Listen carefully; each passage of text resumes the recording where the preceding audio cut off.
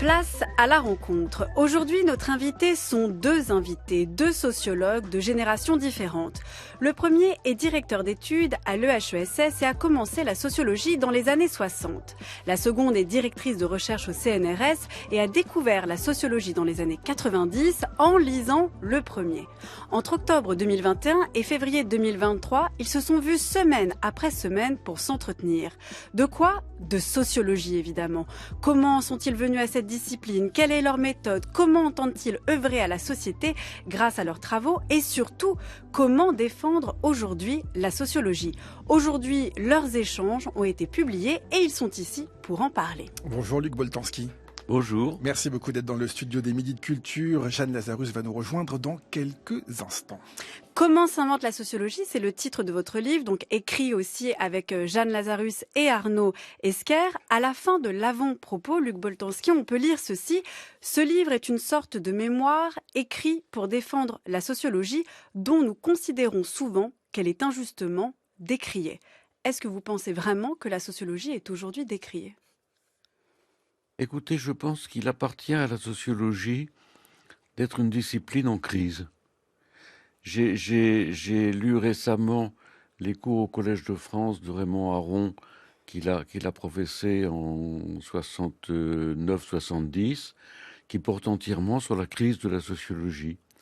Et la sociologie est née au XIXe siècle pour essayer de répondre à cette grande crise européenne, mondiale, bientôt mondiale, qu'avait été la Révolution française. Et donc, si vous voulez, il est dans le destin de la sociologie d'être en crise.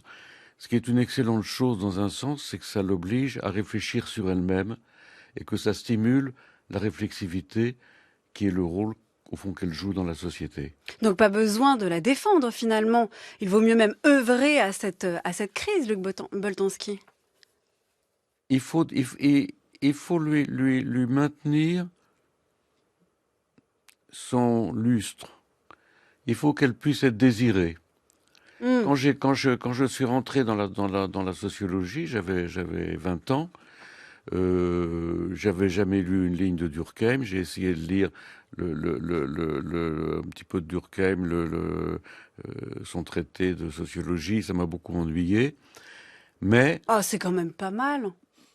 Ben non, Durkheim, c'est bien. Non, il y a des livres bien et la pensée est intéressante. Mais pourquoi ça vous ennuie? Si vous avez 20 ans et que vous prenez la guerre civile en France de Marx, ou vous prenez un manuel pédagogique durkheimien, c'est pas la même. C'est pas la même excitation. Mais malgré tout, tous mes copains les plus intéressants allaient vers la sociologie et j'y suis allé aussi. Et donc un des buts de ce livre, c'était que c'était de rendre de maintenir l'excitation que peut donner le travail sociologique à des gens qui ont entre 20 et 30 ans. Bonjour Jeanne Lazarus. Bonjour. Vous venez d'arriver, bien sûr. Luc Boltanski vous salue aussi.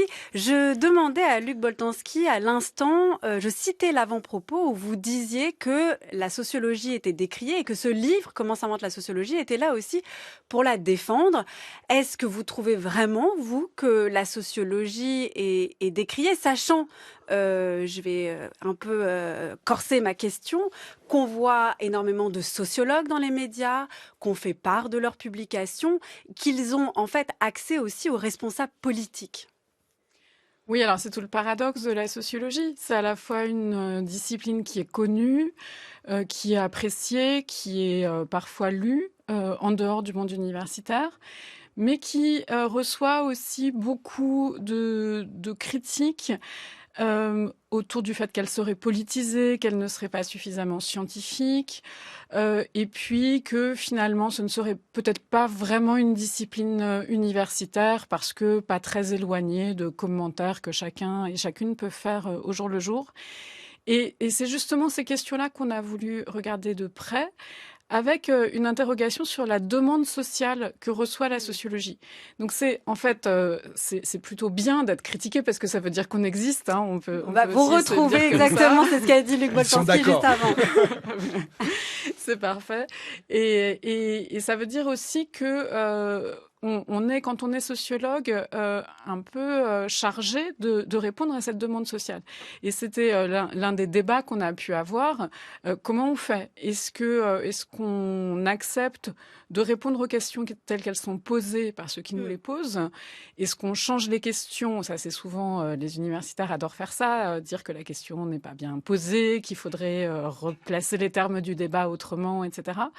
Et c'est toutes ces questions que on aborde dans le livre en ayant chacun notre regard. Évidemment, souvent, on se retrouve, comme à l'instant, mais parfois, on a aussi un peu de différence, heureusement, sinon il n'y aurait pas d'échange.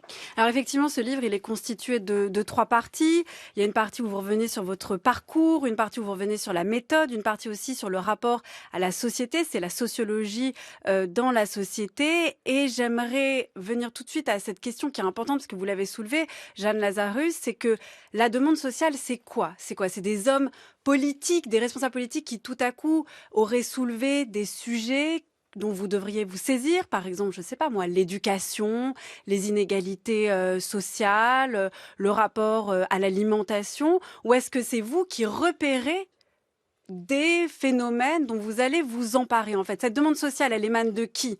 De responsables politiques ou d'individus autour de vous dont vous remarquez des comportements à grande échelle? Luc Boltanski.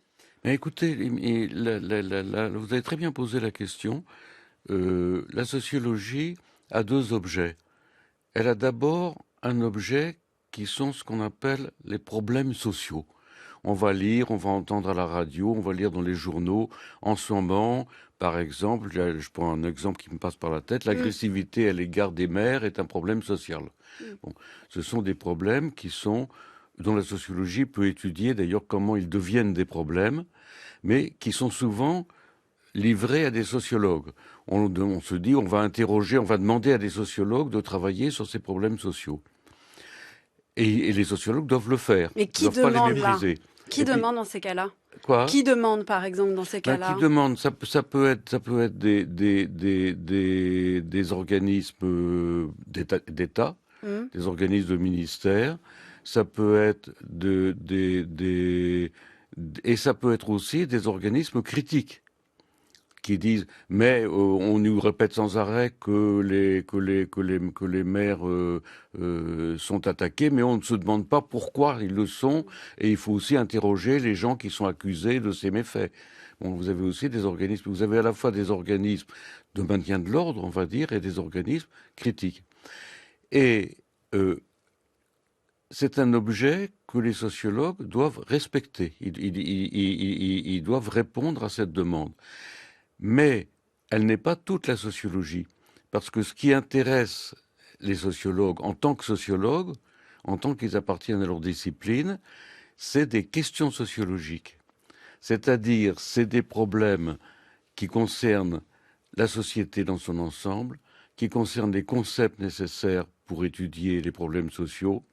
Et donc, ça doit être un va-et-vient entre ces problèmes sociaux qui arrivent de l'extérieur et qui sont externes, et des questions sociologiques qui naissent à l'intérieur. Je vais vous donner un exemple de question sociologique. Qu'est-ce qu'une question sociologique? Une question sociologique. Une question sociologique qui moi, personnellement, me préoccupe beaucoup, mais je ne suis pas le seul et je n'ai pas la réponse.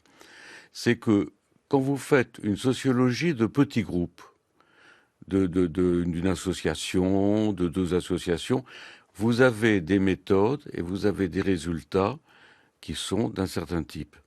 Quand vous faites, on appelle ça une microsociologie, et vous étudiez une situation particulière, comme celle dans laquelle nous sommes tous plongés tout de suite, quand vous faites une sociologie pour des vastes ensembles, pour ce qu'on va appeler des sociétés qui sont généralement des sociétés nationales et étatiques, vous avez des statistiques, vous avez des méthodes, vous avez des théories, mais les 2 types de sociologie ne coïncident très difficilement.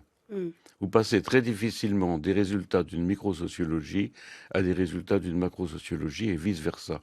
Et c'est un très vaste problème sur lequel on pourrait mais je ne souhaite pas en parler pendant des heures, qui est très compliqué et qui engage des questions qui sont aussi des questions philosophiques, Alors, par exemple, ou anthropologiques. Voilà, alors c'est quoi une question sociologique, Jeanne Lazarus, là, dans ce cas-là? C'est l'articulation entre la micro-sociologie et la macro-sociologique, ou la macro-sociologie, c'est une manière de reformuler des problèmes comme on fait aussi en philosophie. Par exemple, si on a, est-ce que obtenir des choses rend heureux? On répondra jamais à cette question en philosophie. On va formuler un autre problème. C'est pareil pour la sociologie?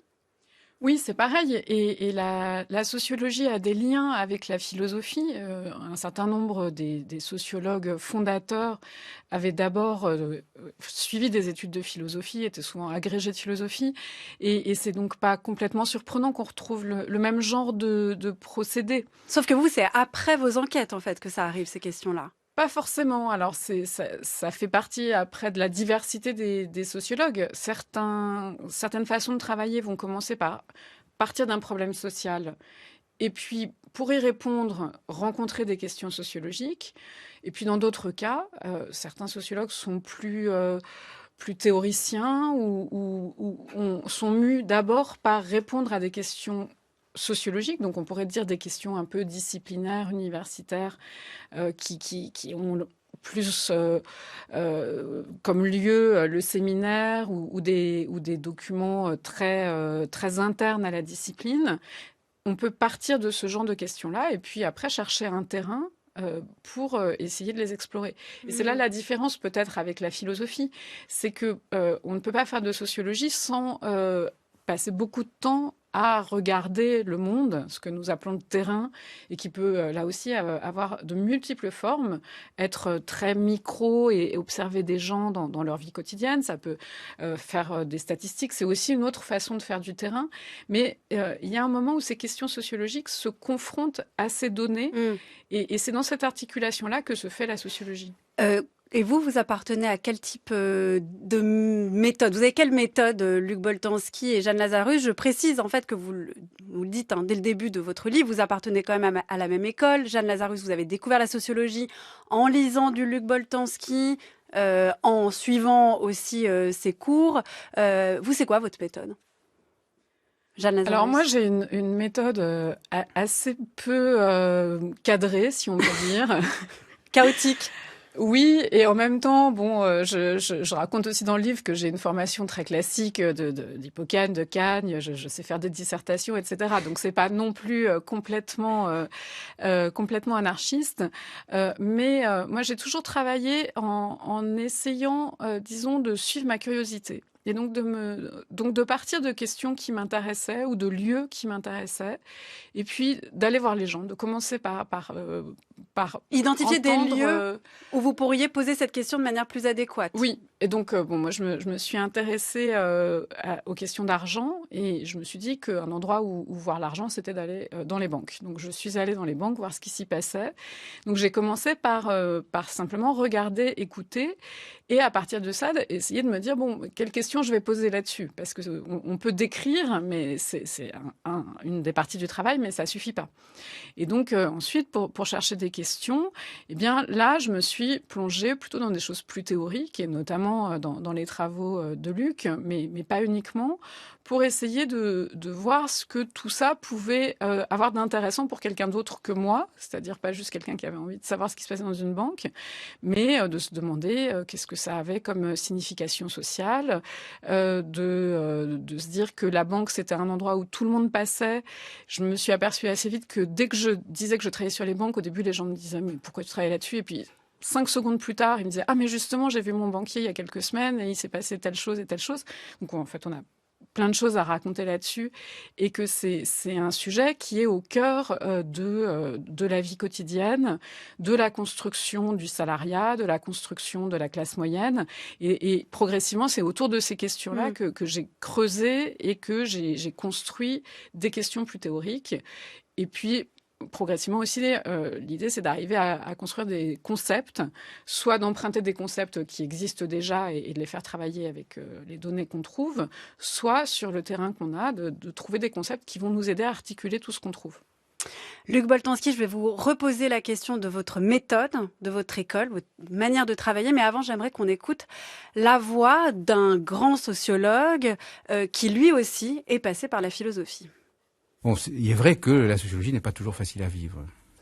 Lorsque, par exemple, je vais parler de sociologie à des non-sociologues, à des non-professionnels, je suis toujours partagé entre deux stratégies possibles. La première qui consiste à présenter la sociologie comme une discipline académique, enfin comme s'il s'agissait d'histoire ou de philosophie. Et dans ce cas, bon, j'obtiens un accueil intéressé, mais précisément académique. Ou bien je cherche à exercer l'effet spécifique de la sociologie, c'est-à-dire je cherche à mettre mes auditeurs en situation d'auto-analyse. Et à ce moment-là, je sais que je m'expose à devenir le bouc émissaire, finalement, de l'assistance. Bon.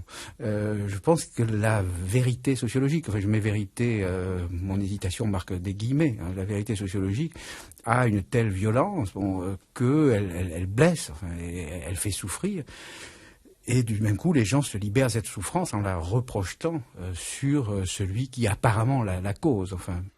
La voix de Pierre Bourdieu, c'était sur France Culture dans l'émission À Voix Nue en 1988. Luc Boltanski, vous avez été proche de Pierre Bourdieu, vous avez travaillé avec lui. Je ne sais pas jusqu'à quel point ça vous agace au bout d'un moment d'entendre la voix de Pierre Bourdieu dès qu'on parle de sociologie, surtout que vous vous êtes écarté de sa méthode et son type de sociologie, qui est la sociologie critique, pour former ce qu'on appelle une sociologie pragmatique. Ça ne m'agace pas, ça m'émeut, parce que c'était une grande partie de ma jeunesse. J'ai eu beaucoup de chance de travailler dans cette équipe, où j'ai appris énormément de choses. Et puis je m'en suis écarté. Vous savez, même dans la Bible, on dit qu'il faut quitter son père et sa mère. Et en science, être fidèle à ses idées n'est pas une qualité formidable. La meilleure qualité, c'est d'essayer, à ses risques et périls, d'avancer, d'aller où on souhaite aller, de façon à décrire le monde d'une façon différente de celle dont elle a été décrite jusque-là. Et donc, petit à petit, j'ai beaucoup travaillé avec Bourdieu, effectivement, des journées entières, et je dirais même des nuits entières, parce que c'était un travailleur de nuit. Mais petit à petit, mes intérêts se sont détachés, et je dirais ça de façon très simple, si vous voulez, c'est que l'intérêt principal de Bourdieu, il est tout à fait légitime en sociologie, était de découvrir des régularités statistiques, notamment en ce qui concerne les classes sociales. Et moi, assez vite, et pour ça, il avait un modèle qu'on appelle dispositionnel, c'est-à-dire l'idée que, du fait de leurs conditions de vie dans l'enfance, les personnes acquéraient une certaine manière d'être, et que c'était ce passage de l'enfance à l'âge adulte et de cette manière d'être où ils allaient agir dans le monde qui reproduisait les classes sociales et qui reproduisait la société. Et donc c'était d'une certaine façon une réponse au problème micro-macro dont je parlais tout à l'heure. Et évidemment, ça supposait quelque chose comme un inconscient, comme la référence à un inconscient. Et moi, j'ai pris une autre voie qui était de prendre au sérieux les prétentions des gens, y compris leurs prétentions à la justice et à la morale. Et avec un collègue dont j'ai beaucoup appris, qui s'appelle Laurent Thévenot, qui était un X de l'INSEE, nous nous sommes lancés dans une série d'enquêtes sur des disputes, particulièrement. Parce que dans les disputes, les personnes expliquent, c'est des critiques. Et pourquoi tu m'as dit ça ? Alors, ils sont obligés de produire des justifications de ce qu'ils ont dit. Ça s'appelait de la justification, d'ailleurs. Et donc, le livre s'appelle La justification, et on y voit des gens qui n'ont pas simplement des dispositions inconscientes qui les amènent à agir d'une façon ou d'une autre, mais qui sont contraints par la situation de motiver leur façon d'agir, et nous avons considéré qu'il fallait prendre aussi au sérieux cette façon de motiver sa façon d'agir, et nous sommes passés à un modèle qui n'était plus un modèle de disposition, mais un modèle de compétences. Quelles sont les compétences dont chacun dispose pour faire face à une situation? C'est un petit peu la critique qu'on peut souvent faire à la sociologie de loin, c'est-à-dire de décrire des régularités, de décrire des individus qui seraient passifs, dépourvus de toute liberté. Or vous avez décidé de passer d'un sujet qu'on va étudier à un acteur. Mais en sociologie, comment on peut conceptualiser ou modéliser des gens dont on pourrait se dire qu'ils agissent de leur propre initiative, indépendamment des autres? En considérant qu'ils ont une langue commune, de l'action, et que si par exemple, à ce micro, je me mettais à raconter ma vie familiale pendant ce week-end, ça ne serait pas ajusté. J'ai un savoir, une compétence de la parole publique, même si ici, nous sommes absolument pas en public, mais dans le privé. Eh bien, c'est vrai pour tout le monde et pour tout un ensemble de situations. Et je ne vais pas vous raconter longuement ce que j'ai fait, mais j'ai étudié notamment des gens qui étaient accusés de se conduire anormalement dans des situations, en traitant cela comme des fautes dans la compétence sociale, qui peuvent entraîner très loin, qui peuvent entraîner une perte de travail, qui peuvent entraîner même des internements, etc. Jeanne Lazarus. Oui, ça permet de revenir à votre question tout à l'heure sur la méthode. Et la méthode, c'est aussi ce qu'on cherche quand on fait un travail de sociologie. On l'entendait dans l'extrait que vous avez passé de Pierre Bourdieu, quand il dit qu'il met les gens dans un état désagréable en leur disant... En gros, vous pensez que vous agissez librement, mais moi, je sais, parce que je suis sociologue, que vos actions sont liées à votre socialisation et à diverses contraintes. Et effectivement, c'est extrêmement violent. Et c'est pour ça que, quand vous dites que j'ai découvert la sociologie avec Luc Boltanski, ce que j'ai découvert, c'était une autre façon de faire de la sociologie, où c'est pas ça la question qui est posée. La question qui est posée, c'est quelles sont les normes dont on dispose à un moment donné. Et donc, le travail consiste justement à comprendre dans quel espace on se trouve. Et donc, par exemple, sur les questions d'argent, qu'est-ce qu'on peut faire avec l'argent? Qu'est-ce qui est autorisé, non autorisé? Et donc, quand on va regarder un groupe social, on va se demander... quelles sont les normes qui fonctionnent dans ce groupe social et à quel moment est-ce qu'on les transgresse ou on ne les transgresse pas. Et ça permet... en fait, de ne pas poser la question de savoir s'il y a des dispositions, ou bien finalement même de la reposer, la question des dispositions. On a différentes normes disponibles, et oui, on peut avoir des dispositions, aller vers telle ou telle autre, mais c'est plus ça la question qu'on se pose, parce qu'on ne se pose plus des questions sur les individus, et sur le fait de vouloir absolument placer des individus dans des trajectoires. C'est plus ça c'est presque l'inverse, en fait. C'est-à-dire que vous partez d'un phénomène que vous allez observer, dont vous allez percevoir des régularités, plutôt que de rencontrer des gens dont vous allez dire à quelle case ils correspondent, dans quel phénomène je vais les faire rentrer. Luc Boltanski. Je vais vous donner un exemple très simple. C'est un livre que j'ai écrit avec Arnaud Esqueré, qui était le troisième de notre petite bande pour faire comment s'invente la sociologie. Donc, c'est même lui qui a trouvé le titre du livre. Et c'était un livre sur le commerce. Ça s'appelle, notamment sur le commerce, ça s'appelle Enrichissement. Et une question que nous nous sommes posées, c'est quelle est cette compétence que chacun d'entre nous sait mettre en œuvre pour se débrouiller dans un Monoprix, se débrouiller dans un petit commerçant de quartier, se débrouiller dans un grand magasin, mais le même va être perdu si vous le projetez dans un bazar au Maroc. Il ne saura plus comment mesurer la qualité des produits, il ne saura plus comprendre la question du prix, il va être perdu dans les marchandages. Eh bien, ce sont d'une façon très simple d'exprimer le thème, évidemment, mais ce sont des compétences que nous avons tous intégrés et qui font le lien à l'intérieur d'une société et qui évitent des malentendus pouvant se terminer en dispute très facilement. Alors je vais vous poser une question qui va peut-être un peu vous choquer, mais à quoi ça sert de savoir ça? À quoi ça sert de travailler là-dessus? En fait, de savoir que quand on va à la banque, on rentre dans un certain nombre de normes, que quand on va dans un commerce, quand on va dans un Monoprix ou dans un autre magasin, c'est pas la même manière de s'en sortir. Moi, par exemple, qui ouvre ces livres-là, qu'est-ce que ça va me faire de le savoir? Jeanne Lazarus. Ben, ça va vous aider à avoir une certaine réflexivité sur ce que vous faites, ce qui est toujours une bonne chose pour comprendre au jour le jour les réactions qu'on peut avoir. Ça peut aussi aider à un certain humanisme, et je dirais que c'est aussi une des choses qui nous réunit peut-être tous les trois dans ce livre. C'est un rapport un peu généreux aux autres, de savoir que les normes sont diverses, que chacun, et ça c'est une chose qui est très forte dans le travail que Luc avait fait avec Laurent Thévenot, chacun pense agir de façon juste, le plus souvent.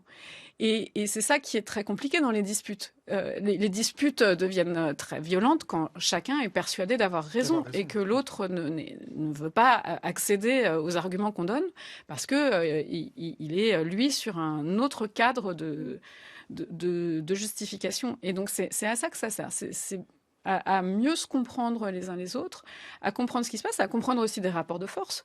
Parce que imposer une norme à un moment donné aux autres, il n'y a rien de plus, de plus aliénant. fort, aliénant. Et puis, c'est un rapport de pouvoir extrêmement puissant. Donc, il n'y a pas que la question de la justice, il y a aussi la question de la liberté. Si je vous pose la question, c'est que j'ouvre un livre de sociologie, qu'est-ce qui va être mis en œuvre pour me libérer? C'est-à-dire que le lire va me faire prendre conscience de normes et de déterminismes dont je n'aurais pas eu idée. Et d'une certaine manière, c'est une forme de libération. C'est un petit peu ce qu'a voulu faire, par exemple, Spinoza avec l'éthique. Voilà, on est tous déterminés, il n'y a pas d'empire dans un empire. Et donc, de savoir que je suis déterminé fait que déjà, je peux acquérir une forme de liberté. Ou est-ce que, en lisant vos ouvrages de sociologie, vos travaux, je ne vais pas seulement prendre conscience des mécanismes qui m'aliènent, mais je vais pouvoir aussi peut-être m'engager, agir dessus, essayer de m'en détacher. Luc Boltanski. Si vous voulez, la sociologie prend très au sérieux un type de compétence dont on considère qu'il est sans doute anthropologique et en tout cas très développé dans les sociétés modernes, qui est la compétence à faire de la critique, à critiquer. Et un des rôles de la sociologie, c'est de prendre au sérieux cette critique et de faire parler les gens de cette critique, de les faire justifier cette critique, de façon à en évaluer la cohérence et en asseoir le sérieux.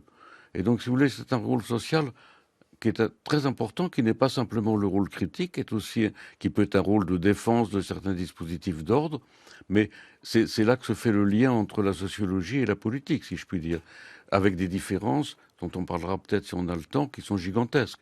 Mais si vous voulez, c'est un organe c'est devenu un organe de la société, comme le métier que vous faites, comme le métier des médias, un organe de la société qui lui permet de contrôler mieux ce qu'elle fait, d'être réflexive et de mieux entendre les critiques et de mieux entendre les justifications faites par ceux que l'on critique, de façon à essayer de résoudre les problèmes non par des préjugés, mais de façon pacifique, si je puis dire, ou de façon rationnelle même. 12h, 13h30, les midis de culture. Géraldine Mosna-Savoie, Nicolas Herbeau.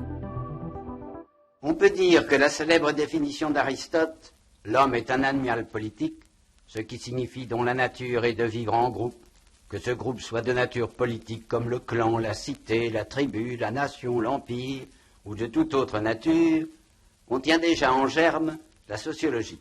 Scène, décor, rôle, dialogue, personnage, tout se tient dans le drame social.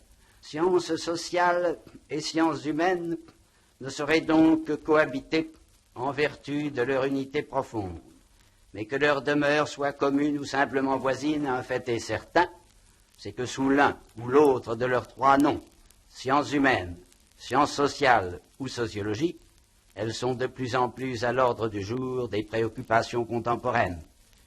En 1953, dans Université radiophonique internationale, la voix du sociologue français Georges Davy.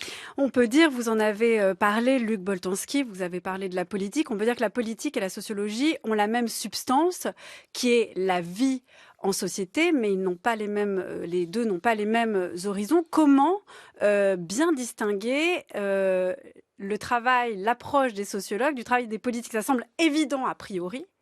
Et en fait, on reproche souvent aux sociologues d'être de parti pris, en fait, d'indiquer peut-être des problèmes, des solutions qui seraient sensiblement colorées politiquement. Alors, quelle différence faire entre les deux? Jeanne Lazarus. Ça, c'est une question qui nous a beaucoup occupés.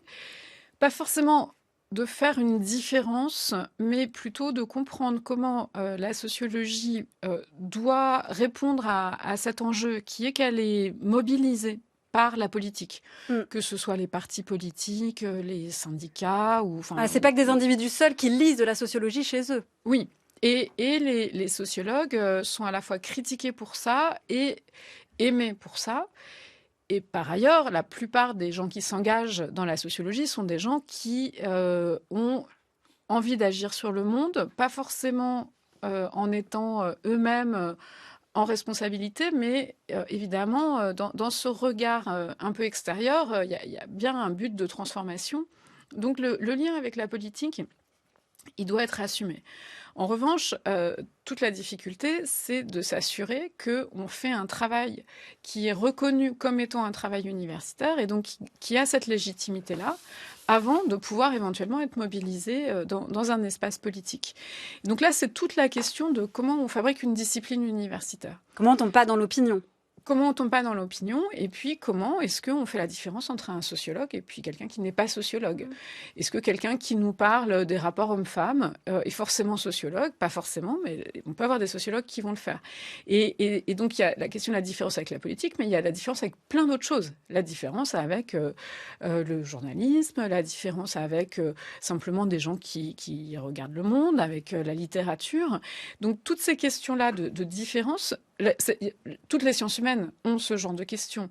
L'histoire a aussi une longue tradition de discussion avec la littérature. Qu'est-ce qui fait que c'est de l'histoire ou pas ou de la littérature? On est sans cesse troublé par ça.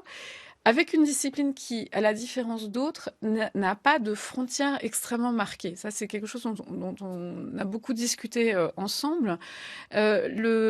L'entrée dans la sociologie semble une entrée plus facile que vers d'autres disciplines plus techniques ou qui reposent sur un savoir très encyclopédique et donc comme l'histoire par exemple. Comme l'histoire ou la philosophie qui peut sembler parfois plus difficile, nécessiter d'avoir énormément travaillé. Il y a une histoire qui est plus grande aussi de la philosophie de ce point de vue-là. Donc il y a évidemment le fait que la sociologie est une science relativement jeune et puis que les sociologues entre eux passent leur temps à se dire que les autres ne font pas ce qu'il faut, à dire aussi que lui n'est pas un vrai sociologue, ce qu'on entend moins dans d'autres disciplines où ça c'est vrai, où les gens peuvent se dire qu'ils n'aiment pas la philosophie d'un tel ou d'un tel, mais ils ne vont pas lui dire ce n'est pas un vrai philosophe.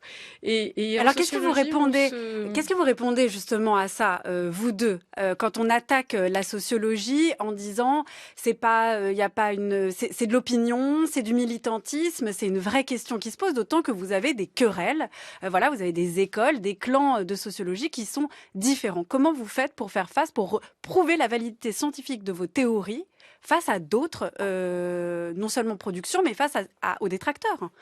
Luc Boltanski. Je pense qu'il faut distinguer plusieurs choses dans votre question. Il faut distinguer les débats entre sociologues sur le plan des méthodes et des théories. Ça, c'est très comparable à ce qui se passe dans les autres sciences. Il n'y a pas plus méchant que les scientifiques les uns avec les autres. Parce que chacun est persuadé qu'il détient la vérité. Rien n'est plus dangereux qu'un scientifique. Il ne faut jamais les mettre au pouvoir. Il ne faut jamais leur donner de pouvoir parce qu'ils mettraient tout le... Bref, j'arrête là. Mais donc ça, c'est un point, si vous voulez, qu'il faut savoir que c'est ça dans ces métiers-là. Par rapport à l'extérieur, le problème, c'est que la sociologie doit être poreuse. C'est un organisme poreux. Ça doit être poreux par rapport à l'extérieur, puisque son objet, c'est l'extérieur, et que c'est la même substance qui agit, sur laquelle agit la politique et que décrit le sociologue. Mais en même temps, la sociologie ne doit pas se laisser envahir complètement par les problèmes de l'extérieur. Alors, si vous voulez, une des façons de faire qui a été théorisée il y a bien longtemps, notamment par Max Weber, que je reprendrai à partir du principe de symétrie. qui a été inventé par un sociologue de la science et qu'a repris Bruno Latour, dont on était très très proche, et qui était un des grands penseurs de cette nouvelle sociologie, qui est le principe de symétrie. Quand vous étudiez une dispute scientifique du passé, eh bien, vous ne devez pas le faire à partir de nos connaissances actuelles. Vous devez donner le même poids à celui qui a perdu, si je puis dire, qui se trompait, et à celui qui a réussi, c'est-à-dire qui est considéré aujourd'hui comme ayant eu raison. Parce que sinon, vous faites une histoire téléologique et vous ne rendez pas justice à celui qui s'est trompé, qui avait des raisons de se tromper. Eh bien, si vous voulez, on retrouve ça dans le rapport entre sociologie et politique. Un homme politique qui pratiquerait le principe de symétrie, il serait considéré comme nul. Il dirait, voilà ma position, mais alors l'autre, elle est très bonne aussi. Non, parce que la politique, c'est de prendre des décisions et c'est d'agir sur le monde. Mais un sociologue n'a pas directement à agir sur le monde. Il a d'abord à bien décrire la façon dont ce monde est constitué, quelles sont les disputes et les critiques qui animent ce monde, et puis ensuite, en tant que citoyen, il peut très bien signer une pétition et avoir ses choix. Mais dans son travail de sociologue, il doit pratiquer un principe de symétrie et décrire de façon à peu près égalitaire les différentes personnes qui sont en face de lui dans une dispute. Est-ce que vous voulez ajouter un tout dernier mot, Jeanne Lazarus ? Oui, non, cette question du lien avec la politique, je pense que c'est peut-être dans le livre là où en fait on fait aussi une sorte de programme de travail, parce que c'est pas quelque chose qui est évident, et les critiques que reçoit la sociologie, il faut aussi les entendre. Et donc, c'est aussi important de comprendre ce que Luc vient de dire, c'est les raisons pour lesquelles le problème est structurel, et donc que la sociologie se mobilise aussi pour essayer de mieux se défendre, parce que dans un certain nombre de cas, on est pris dans des pièges du fait de cette discipline qui est externe, interne, et qui est à la fois qui sait très bien ce qu'elle est, mais qui parfois donne l'impression d'être un peu brumeuse et de se mélanger avec d'autres. Merci beaucoup à vous deux, Jeanne Lazarus et Luc Boltanski. De vous, et écrit aussi avec Arnaud Escar, on peut lire Comment s'invente la sociologie, parcours, expériences et pratiques croisées aux éditions Flammarion. C'est passionnant et je suis sûre que ça va éveiller des vocations de sociologues. Vous allez vous mettre d'accord dans un instant puisqu'il faut choisir une chanson pour terminer l'émission. Une chanson sur le laboratoire ou une chanson sur le terrain. Laquelle choisissez-vous ? Et merci pour vos questions. Merci à vous. Extrêmement pertinent. Sur le laboratoire. Alors c'est Jeanne Lazarus qui a choisi le laboratoire.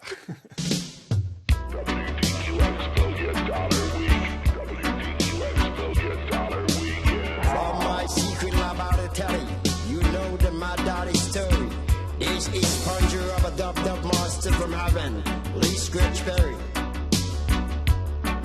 rocking and rolling, having a ball, swinging and singing, straight jacket and all. Watch out. From the rock man down the line, musical rain, the master brain, Jack Pat, the mastermind, the mastermind.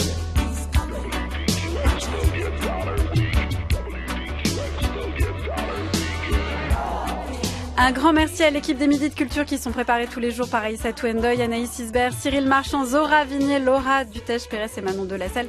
Réalisation Nicolas Berger, prise de son Jean-Guilain Mèche. Pour écouter cette émission, rendez-vous sur le site de France Culture, à la page des Midis de Culture et sur l'application Radio France. À demain, Nicolas. À demain, Géraldine.